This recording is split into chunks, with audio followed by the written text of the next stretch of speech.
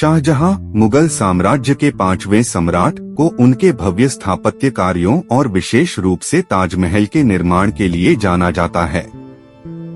शाहजहां का शासनकाल मुगल इतिहास का एक ऐसा कालखंड है जब कला, वास्तुकला और संस्कृति का विकास अपने चरम पर था। शाहजहां ने अपने समय में मुगल साम्राज्य को विस्तार दिया और अद्वितीय स्थापत्य कला के कई नमूने प्रस्तुत किए। इस लेख में हम शाहजहां के जीवन, शासनकाल और उनके ऐतिहासिक योगदान का विस्तृत विवरण करेंगे। 1. प्रारंभिक जीवन और पृष्ठभूमि। शाहजहां का जन्म 5 जनवरी 1592 को लाहौर में हुआ था। उनका असली नाम खुर्रम था और वे जहांगीर और उनकी रानी राजकुमारी जोधाबाई के पुत्र थे। खुर्रम का बचपन राजमहल में शानदार वातावरण में व्यतीत हुआ और वे एक साहसी, बुद्धिमान और युद्ध कला में निपुण व्यक्ति के रूप में विकसित हुए। उन्होंने बाल्यकाल से ही शस्त्र संचालन और प्रशासन की शिक्षा प्राप्त की। मुगल सम्राट अकबर के अधीन रहते हुए खुर्रम ने अपने परिवार से राजनीति, कूटनीति और सैन्य रणनीतियों के गुर सीखे। युवावस्था में ही वे कई सैन्य अभियानों में सफल रहे और जहांगीर के राज्य में उन्हें विशेष सम्मान प्राप्त हुआ। 2. मुमताज महल से विवाह। शाहजहां का विवाह मुमताज महल, जिसका असली नाम अर्जुमंद बानो बेगम था, से 1612 में हुआ था।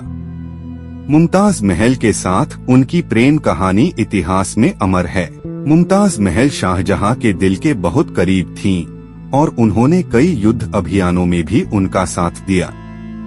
मुमताज की मृत्यु के बाद शाहजहां ने उनकी स्मृति में विश्व प्रसिद्ध ताजमहल का निर्माण करवाया। मुमताज महल की असमय मृत्यु से शाहजहां को गहरा आघात पहुंचा। उनके जीवन में मुमताज के प्रति जो सच्चा प्रेम था, उसी का प्रतीक ताजमहल है। 3. सिंहासन पर अधिकार। शाहजहां ने 1628 में जहांगीर की मृत्यु के बाद मुगल साम्राज्य की गद्दी संभाली। उनके साम्राज्य की स्थापना के लिए उन्होंने अपने भाइयों और प्रतिद्वंद्वियों से संघर्ष किया।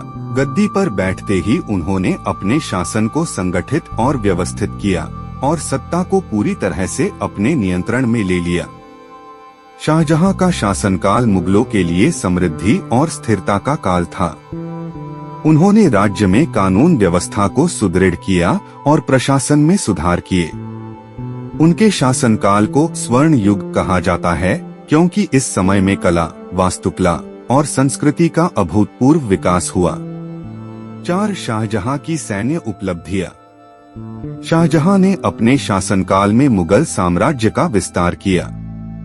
उन्होंने दक्कन में कई अभियानों का नेतृत्व किया और अहमदनगर तथा बीजापुर पर विजय प्राप्त की।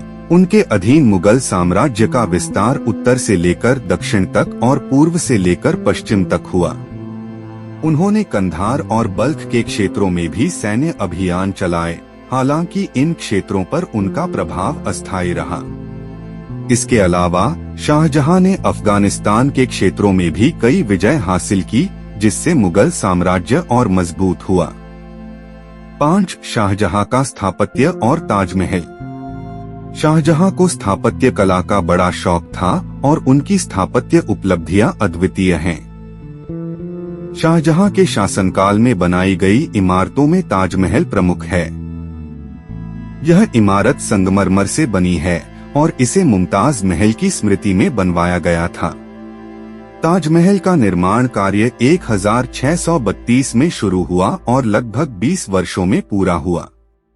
इस भव्य मकबरे का निर्माण अद्वितीय वास्तुकला और सजीव संगमरमर के कार्य से सुसज्जित है।